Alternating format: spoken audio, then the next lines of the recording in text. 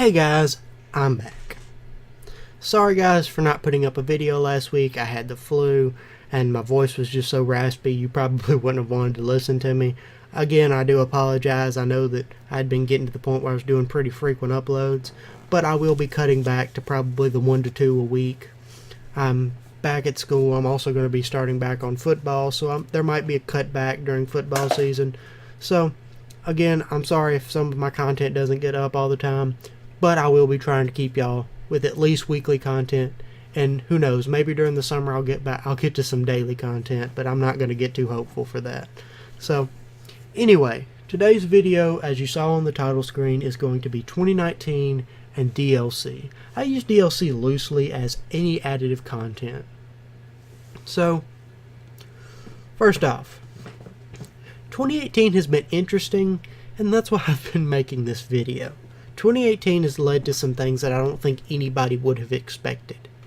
And what I want to do is basically make a video talking about 2018 and what we need to change and what we need to try and keep as gamers in 2019. And I know you're going to say, well, as gamers, what are we going to do? Well, the games that we buy, the games that we discuss, the games that we say, hey, we like, the games that we talk out about not liking, those are the stuff that gets changed. I mean, developers listen to us. Maybe not as much as we'd like them to, but they have to listen because they would be out of a job if it wasn't for us. And not to sound cocky, but we kind of get to control the game if we do it correctly. Now, don't be a jerk about it, but if you do it in a constructive way, you can slowly change ideas for developers. So what I'm basically trying to say is what you support and what you talk out about changes the content of games. So first off, let's talk about some things that I think happened in 2018 or went through 2018 that I think we need to try and keep and support as gamers. First off, many of you have probably heard of the game called Fortnite. Fortnite has blown up. It has been a sensation, started way too many Battle Royale wannabes that unfortunately fell short. Now there have been some good ones, and there were some Battle Royale games that were good before Fortnite.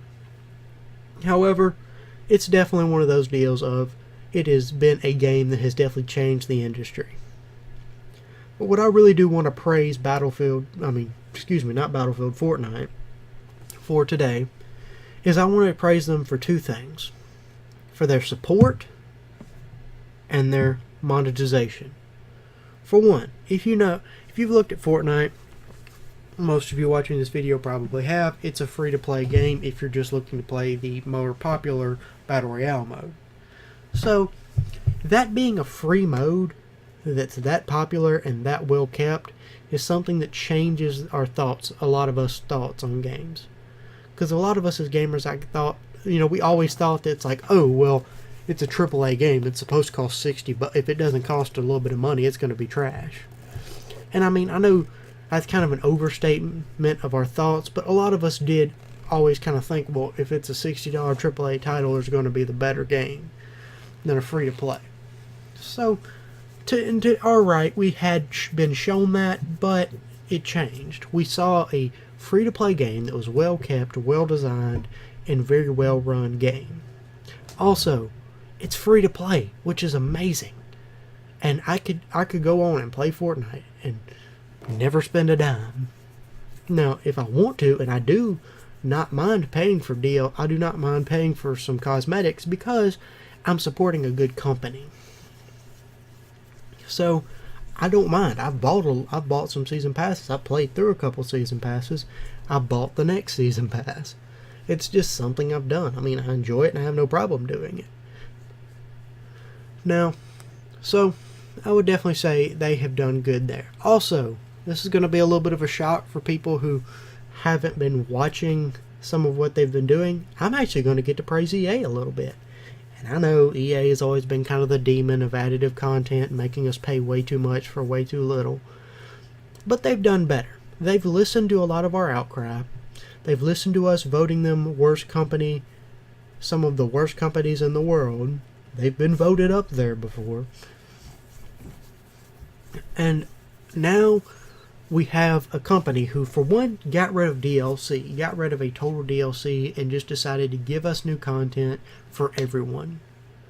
That was probably the best move that DICE has made. EA and DICE have made for Battlefield 5. Now, there's been some other slip-ups and things that did hurt Battlefield 5 as a whole, but I feel like a lot of that draws away from how good their new content system comes out and how good it is. So, definitely I should say that we should give it some credibility and some notoriety for that. So, first off, my first big thing for them, they didn't make us all pay for the DLC, which is an ingenious plan because it keeps DLC maps alive, because the amount of people who buy DLC is not going to be that large. And when a new game comes out, a lot of the people who are buying DLC are going to move to the new game, because those are a lot more of the hardcore fans. They want the newest and the best game. So DLC maps are going to die out, and it's definitely difficult to put in DLC weapons without making it seem like it's a pay-to-win game. Because if I'm playing in a basic mode, but I have this really overpowered SMG, and you have the base guns, which may not be that great, it definitely gets difficult. So, I definitely think that was a great move by EA, and it gave me a lot of respect for a company that was down on my list at that point in time. So, I'm definitely going to say EA would probably be my second company who has some business practices we should try and keep. Now let's get on to some of the negatives, unfortunately. I have about 3 companies I want to mention that I think we need to start working on as gamers, making them change their stuff. First off, I really do want to discuss Activision. Activision, as you know, is the developer and the publisher, of the well-known Call of Duty games. And so, you should really, most people think, well, okay, well, they're doing good as a company, what do they need to worry about? They're teetering on they were especially teetering on the edge before Black Ops 4, but they're still teetering on the edge of making a lot of their fans way too mad to be buying their games and giving them money. So, okay. Every year, every Call of Duty game always had a season pass, or you could just buy map packs.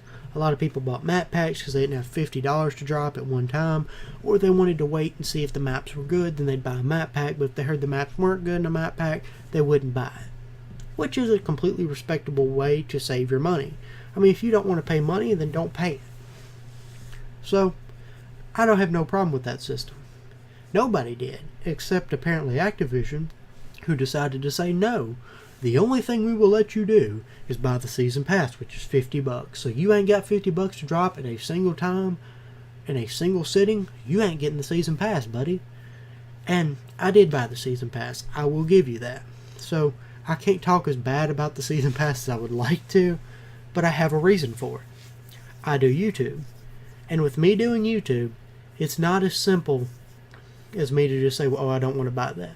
Because I want to make good content for y'all, and I want to make interesting and new content for y'all. So as a creator, it does make it easier to do content if you have DLC. But if you're just playing a game and you're not creating content for it, I would not recommend you buy this. It's not worth your money. And unless, well, I'm going to give one little caveat. If you like zombies that much, and that's like the only thing you play, the DLC is pretty fun. I love the DLC zombies maps. But the DLC multiplayer is going to die out in a couple of months, so I'm not real hopeful for that, to be completely honest, unfortunately. So, I would definitely say Activision needs to get their stuff straightened out. Also, Ubisoft. Ubisoft makes the Assassin's Creed and Far Cry games. Both really respected franchises and really fun. But they've been making good games, but they've been monetizing them way too much. Personally, I think Assassin's Creed Odyssey and Assassin's Creed Origins were 2 great games that are really fun and really engaging. However, I'm going to give a caveat of if they would cool it with the microtransactions, I'd love them a lot more. There are microtransactions that can literally make the game easier to play for a character who has mommy or daddy's credit card and not a lot of skill. So, that is unfortunate. Now, yes, you can go through Ubisoft Club, and I have done it some to get some more content, but you can't get it all through the Ubisoft Club. You have to pay if you want all that fancy content, and I just don't think that's a fair deal. So, I definitely think they need to rework that and like if you want to add some cosmetics, some kind of cosmetics that would be kind of, I don't know, nostalgic, that's totally fine. But don't monetize stuff that changes gameplay or makes the game easier. Don't monetize an easy mode. So, that's all I'm going to say about the Assassin's Creed games, because I also really love them. And once I get a better setup, I'm going to try and do a playthrough of probably both games, at least Assassin's Creed Odyssey. So, that. Now let's talk about the Far Cry series. Far Cry recently came out with Far Cry 5 last year. And so, personally, I really liked Far Cry 5. Some of the cultish stuff, I don't know, just kind of put me off, but I know that it was kind of supposed to, because it was supposed to be kind of unsettling and make you think and do, but it just put me off some. But that was just a personal thing. But personally, it was a really fun and really well written game that made you think and do. So I really did enjoy it, enjoyed playing it with my friends, and also really enjoyed the world of hunting and fishing, because I am kind of a redneck too. I know it comes as a shock to be a nerd and a redneck, but I do love to hunt and fish. I grew up hunting and fishing, and so I enjoy doing my two hobbies at once, I guess you could kind of say. So that's something very fun for me, and I have no complaints about it. However, as you know, Far Cry has only been it just got released about a year ago. So a lot of us were pretty shocked when, we see, hey, there's going to be a new Far Cry game in February. And this is where I think they might have messed up.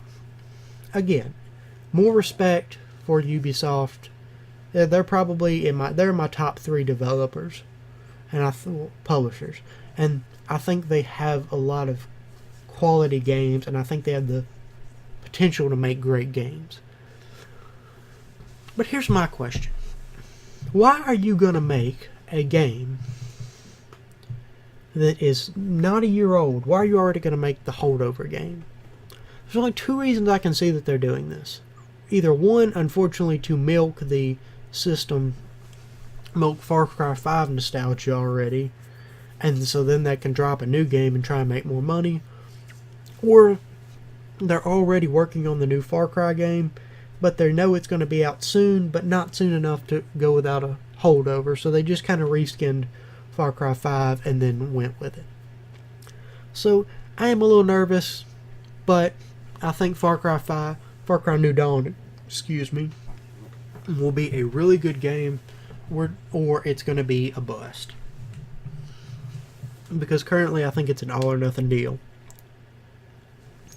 I personally think they probably should have just added some more DLC to Far Cry 5, maybe make an extension to Blood Dragon, but unfortunately they did not do that. They decided to go another route, which I'm not a developer. I don't understand, and I'm not a developer, and I don't understand all that stuff. I don't understand how to make games and how strenuous it is, but I do understand slightly I do understand greatly from a gamer standpoint, slightly from a business standpoint, that if you extend the life of a game and make people pay more for DLC, you might still drag in some new players, which is not a bad thing to do in my opinion, and a pretty common opinion. So I think that Far Cry New Dawn should not, because as we know, it's actually going to be in the world of Far Cry 5. So I feel like reskinning the world of Far Cry 5 is something that they should not do and should not do with other games. I feel like if you want to make I feel like it basically would be like a big DLC, which I think it would have been cool to add a Far Cry 5 DLC of that. It gives you a whole new story in the same world that's just a little reskinned. And so yeah, they would have to pay for it or buy a season pass, but it would be new content in an older game, so you wouldn't have to go buy a new game and do all this, and it would keep people held over for a long time and give a good taste for people. It would put a good taste in the mouth of people. So I think that would be a really smart idea instead of making a whole new Far Cry game.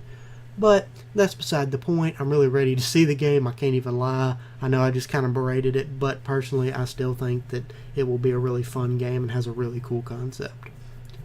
So, also, I unfortunately do have to talk about Bethesda. This is hurting my heart here. I love Bethesda. I think they're probably they're probably my favorite publisher. So, it's hurting my heart a little bit. I can't lie. It's hurting my heart. But they're not doing good with Fallout 76. I've already talked about the game, and I'm not going to berate the game anymore because I played it, and I've played it before. I played it before I'd given it, and I've played it a little bit after, and I think I've said all I can say about the game. But I am going to say that they need to watch it on their monetization of a survival game.